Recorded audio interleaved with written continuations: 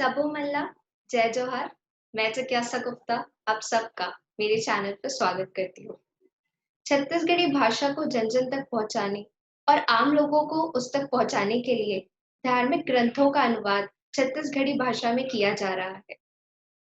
Doctor Gita Sharma ji Chhattisgarhi भाषा के प्रति समर्पण भाव रखते हुए इन्होंने 9 उपनिषदों और 24,000 श्लोकों में समाहित महाशिव पुराण का अनुवाद छत्तीसगढ़ी भाषा में किया है, जिसके चलते इन्होंने रिसेंटली अभी हमारी गवर्नर राज्यपाल के थ्रू अपनी बुक का प्रकाशन भी किया, उनको गिफ्ट किया, मैंने पढ़ा मैम। उस पर कुछ बताइए अपनी बुक के बारे में। जय जोहार, जय छत्तीसगढ़। छत्तीसगढ़ी भाषा जो है वो मेरी मातृभाषा है और छत्तीसगढ़ राज्य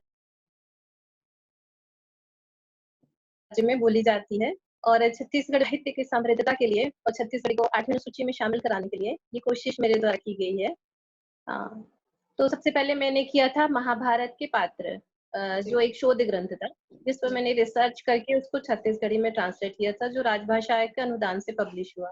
सेकंड था ईशादीनोपनिषद, जो मतलब वेदों में का जो लास्ट पार्ट होता है, जो सार होता है, उसको उपनिषद कहते हैं। वो 9 उपनिषद थे, उसको मैंने छत्तीसगढ़ी में अनुवाद किया था।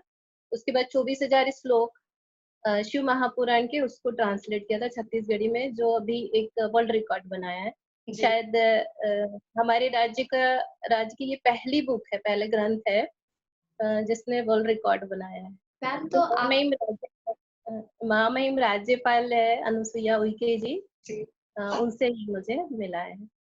जी, तो मैम आपको प्रेरणा कैसे आई कि छत्तीसगढ़ी भाषा को आप प्रमोट करने के लिए कर रही है? मैंने पढ़ा आपके बारे में काफ़ी, तो क्या कुछ दिक्कतें आई, क्या कुछ परेशानी आई, उस पे कुछ बताइए?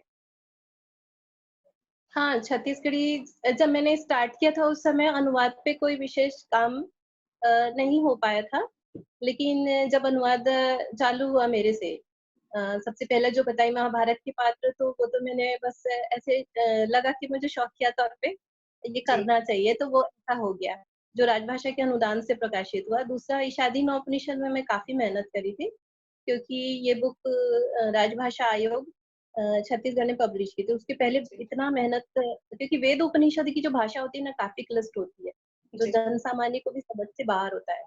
तो उसे हम कैसे जन भाषा, मतलब जन सामान्य की पहुँच तक कैसे लाएँ? ये एक चैलेंजिंग था ना।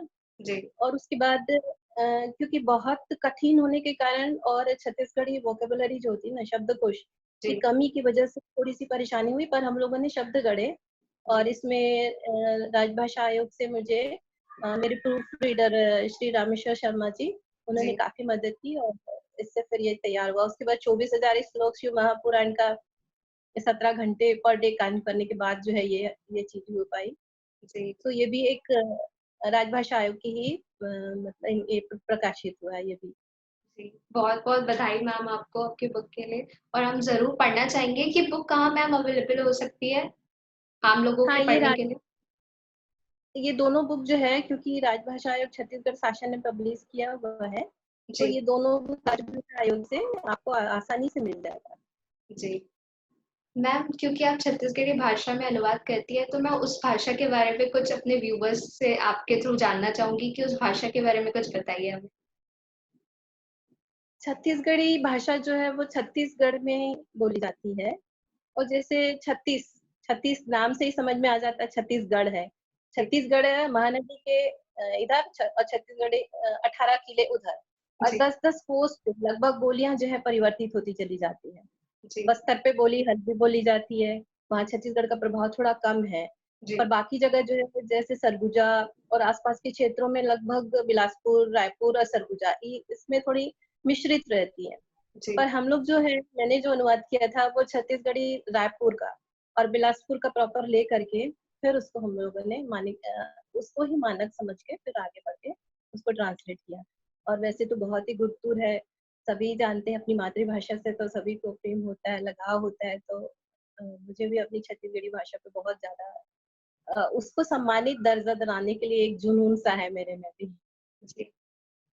मैम क्योंकि मैंने आपके बारे में काफ़ी पढ़ा है और मैं अभी भी पढ़ती हूँ काफ़ी कि आप अपनी मातृभाषा को एक पहचान दिलाने के लिए 8वीं अनुसूची में उसको शामिल करने के लिए कठोर परिश्रम तब से कर ही रही है, आपका प्रयास अभी भी जारी ही है।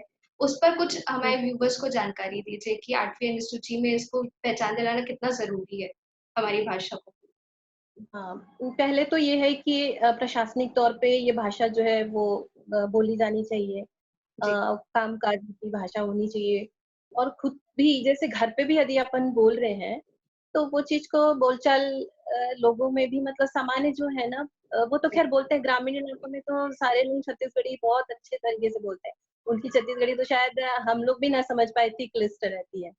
पर यदि आम लोग भी सब बोलचाल में ये उपयोग करें जैसे अदर स्टेट में भी बोली जाती है, अदर स्टेट जी, में आप जाएँगे तो वहाँ पता चल जाता है कि आप जैसे ही सीमा एंटर करेंगे तो समझ में आ जाता है कि आप कौन से स्टेट पे पहुँच गए हैं, वहाँ के लैंग्वेज से, वहाँ के कल्चर से। तो बस ये जब ये सब लोग बोलना चालू करेंगे और शासन प्रशासन में काम होना चालू हो जाएगा तो निश्चित रूप से छत्तीसगढ़ी 8वीं अनुसूची में शामिल हो जाएगी। बहुत सारे साहित्यकार लगे हुए हैं, हम सब भी लगे हुए हैं कि किस तरीके से अपनी मातृभाषा को सम्मानित दर्जा दिला सकें। तो जी सारे मैम। मतलब शासन की तरफ से भी बहुत ज़्यादा पहल हो रहा है अभी छत्तीसगढ़ी में। पहले के भी शासन से भी और अभी से भी बहुत ज़्यादा काम हो रहा है अभी छत्तीसगढ़ी भाषा पे। जी, हम बिल्कुल चाहेंगे कि छत्तीसगढ़ी भाषा को 8वीं अनुसूची में शामिल किया जाए ताकि हमारे राज्य को एक जो भाषा के रूप में एक अलग पहचान मिले। हुँ, मैम क्योंकि आप राष्ट्रपति जी से भी मिल चुकी है, तो उस पर कुछ अपने हुँ। एक्सपीरियंस बताइए? हाँ, साहित्य अलंकरण सम्मान समारोह हुआ था। जी, उस समय मैंने भी पार्टिसिपेट किया था। मुझे नहीं मिला तो मैं बहुत ज़्यादा अ, मायूस जैसे थी। जी, अचानक से 6-7 नवंबर की बात है, राष्ट्रपति भवन से मुझे कॉल आया है कि आपका मिलना तय हुआ है। जी, मैं मुझे ऐसा लगा कि सारा राज्य अलंकरण पुरस्कार मुझे मिल गया और ये मुझे जब राष्ट्रपति जी से मिलने का सौभाग्य मिला तो मैं खुश इतनी ज़्यादा खुश थी कि चलो मैं जो चीज़ की वो राष्ट्रपति यानी कि संविधान का प्रथम शख्सियत जो है जी, उसे अपने हाथों में लेकर के और सम्मानित माने भाषा जो है अपने आप में सम्मान मिल जाएगा उसको। जी, तो राष्ट्रपति जी से मिलना हुआ जैसे ही मैं उनके पास एंटर करी जैसा प्रोटोकॉल सब कुछ होने के बाद उन्होंने सबसे पहले शब्द मुझसे यही कहा कि गीता जी आपने मेरे लिए क्या लाया है?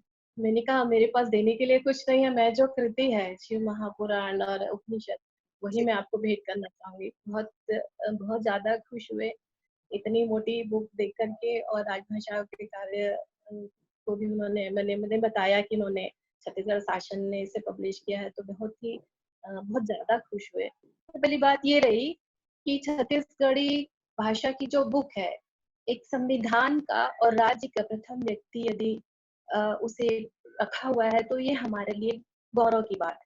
जी।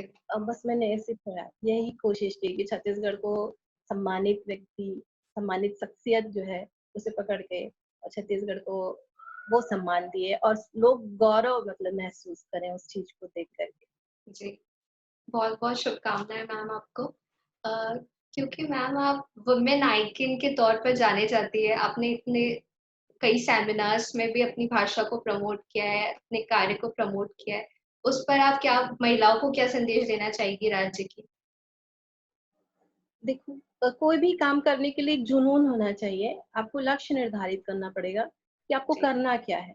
मैं भी पहले बहुत ही सामान्य गृहिणी ही थी, ये कह सकते हैं। पहले जॉब था मेरे पास गवर्नमेंट जॉब पर मैंने रिज़ाइन कर दिया। ओके, मेरी पहचान एक सामान्य गृहिणी से ज़्यादा कुछ भी नहीं थी।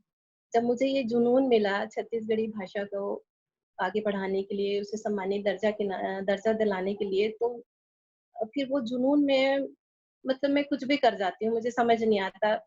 मैं नेशनल सेमिनार से लेकर के इंटरनेशनल सेमिनार्स में लेकर के चाहे छोटे-मोटे लोक कहानी, लोकगीत, आकाशवाणी, दूरदर्शन जहाँ भी मिल सके, मैं कोशिश करती हूँ कि अपनी भाषा को वहाँ तक पहुँचाऊँ।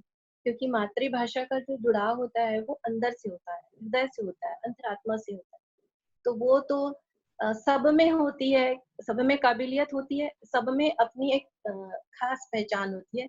हमें ये रहता है कि हम उस पहचान को खोजें, लक्ष्य बनाएँ और उस लक्ष्य का संधान करें, तो निश्चित रूप से सफलता मिलेगी। और एक जीता-जाता उदाहरण तो मैं बैठी हुई हूँ, कि मेरे पास पहले कोई मेरी पहचान नहीं थी, आज छत्तीसगढ़ी भाषा पे काम करने की वजह से ही मेरी एक पहचान हुई। तो सभी महिलाएँ बहुत ही कर्मठ होती हैं। दूसरा शक्ति का रूप होती हैं। शक्ति को सिर्फ़ उनकी पहचान दिलाने की बस कोशिश हमें करनी रहती है। एक जुनून पैदा करने की उनमें, एक जज़्बा पैदा करने की बस ज़रूरत रहती है, फिर तो वो अपना काम खुद से कर लेती जी, बहुत-बहुत अच्छी बात कही आपने कि जुनून होना बहुत ज़रूरी है किसी कार्य को भी करने के लिए और महिलाएँ तो आजकल के टाइम पे ऑलरेडी इतनी इंडिपेंडेंट है, वर्क कर रही है, अभी काफ़ी उनको स्वतंत्रता मिल चुकी है अपने काम को करने के लिए, तो एक जुनून होना हैं। ज़रूरी ज़रूरी है। मैम आप यूथ को क्या संदेश देना चाहेंगे अपनी भाषा को कैसे क्योंकि ये विलुप्त हो रही है कहीं न कहीं, पूरी तरह से तो नहीं बोलूँगी बट आम भाषा में जनरली लोग छत्तीसगढ़ी में बात नहीं करते। यूथ तो देखो इतना जा अभी के जो युवा हैं जी, मैंने हमारे छत्तीसगढ़ स्टेट के काफ़ी बेहतरीन तरीके से काम कर रहे हैं और छत्तीसगढ़ी भाषा में लोकगीत, लोक कहानियाँ और इतने अच्छे-अच्छे गीत भी लिख रहे हैं, सिनेमेटोग्राफी भी हो रही है जी, और मतलब हर तरीके से अभी बिल्कुल लगे हुए हैं सारे। जैसे सिग्मा जी भी लगी हुई हैं, जी, मानिकपुरी जी भी लगे हुए हैं। ये नाटकों के ज़रिए जो है छत्तीसगढ़ी में एक फोकलवन मंचन है सोचो कहाँ मतलब नेशनल लेवल तक ये वो पहुँच चुका है। तो जी, ये सारे के सारे जो हैं इतने अच्छे तरीके से काम कर रहे हैं और इतने बढ़िया तरीके से कि ऐसा लगता है कि नहीं और हम कितना अच्छा काम करें और हमें और किस फ़ील्ड में काम करना चाहिए। कि युवा बहुत ज़्यादा उन उनसे हमें भी प्रेरणा मिलती है, ये लोग तो ख़ैर बहुत आगे ही हैं। जी, बहुत अच्छी बात कही मैम। मैम आप किसे नॉमिनेट करना चाहेंगी हमारे नेक्स्ट इंटरव्यू के लिए? हाँ, उभरते हुए गीतकार हैं, जो हिंदी और छत्तीसगढ़ी दोनों पे बरोबर पकड़ रखते हैं जी, चंपेश्वर गिरी गोस्वामी जी और दूसरा है साहू ब्रदर्स, पीटीएफ जी, स्टूडियो के। जिनकी जी, सिनेमेटोग्राफी छत्तीसगढ़ी गाना भी बहुत अच्छा गाते हैं, जी, पिक्चराइज़ेशन भी बहुत अच्छा करते हैं, सब कुछ बेहतरीन है।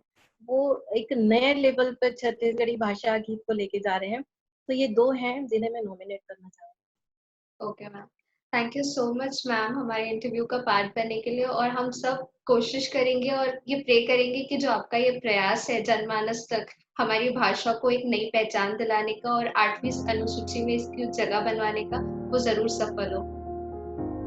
जय जवान। Thank you. मुझे अपनी बात कहने के लिए तुम्हारा भी बहुत-बहुत शुक्रिया।